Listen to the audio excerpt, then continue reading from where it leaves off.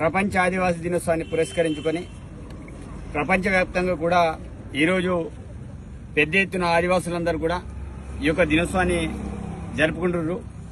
దానిలో భాగంగానే ఖానాపూర్లు కూడా ఈ యొక్క ప్రపంచ ఆదివాసీ దినోత్సవాన్ని పెద్ద ఎత్తున అంకుశ్రావు పటేల్ గారు కావచ్చు, మిగతా రాజ్ సెంటర్ సార్బేడ్ కావచ్చు, రాజ్గోండ్ సేవా సమితి కావచ్చు, తుడందెబ్బ కావచ్చు, అందరి సంఘాల ఆధ్వర్యంలో మరి కుమ్రామీం చౌరస్తా ఖానాపూర్లు కూడా ఈ యొక్క కార్యక్రమాన్ని ఏర్పాటు చేయడం, అదేవిధంగా ఈ కార్యక్రమంలో చాలా పెద్ద ఎత్తున జరుగుతున్న కార్యక్రమం ప్రధానంగా ఈరోజు కుమ్రామీం, బిర్సా ముండా ఆ రోజుల ఆదివాసీ హక్కుల కోసం పోరాటం చేసిన వ్యక్తులుగా, మరి కుమ్రామీం జల్ జంగల్ జమీన్ కోసం పోరాటం చేసిన వ్యక్తిగా ఇంత పెద్ద ఎత్తున చైతన్యపరిచి గ్రామ గ్రామాన ఈ కార్యక్రమాలు జరుగుతున్నాయంటే ఆదివాసులందరూ కూడా చైతన్యవంతులు అయ్యారు.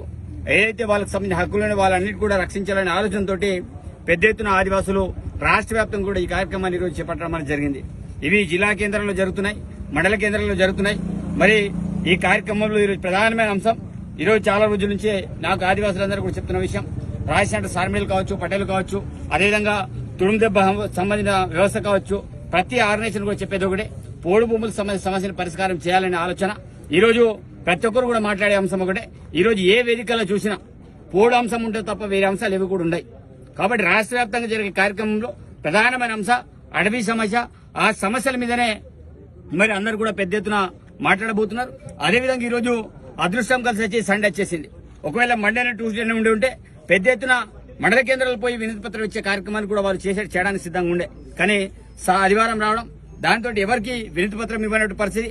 మరి ఏ వేదికలు అయితే ముఖ్య అతిథులు ఉంటారో వాళ్ళందరూ కూడా రాష్ట్ర వ్యాప్తంగా కూడా వారు ఈరోజు వచ్చిన అతిథులందరూ కూడా మరి జిల్లా కేంద్ర కలెక్టర్ గారు అయితే వారికి సంబంధించిన మరి పెద్ద ఎత్తున ఈరోజు అప్లికేషన్స్ ఇచ్చే కార్యక్రమాన్ని చేయబోతున్నారు. కాబట్టి నేను కోరేది ఒకటే, రాష్ట్రంలో అటవీ శాఖ దానికి సంబంధించిన వాళ్ళు చట్టాన్ని ఉల్లంఘించు, వారనేది మాకే చట్టం ఉందని వాళ్ళు మాట్లాడుతున్నారు. కానీ ఈరోజు ఆదివాసుల కోసం కూడా అడవిలో ఉండడానికి కావచ్చు, అడవిలో పలాసానికి కావచ్చు, సేకరించడానికి వారికి కూడా హక్కు ఉంది.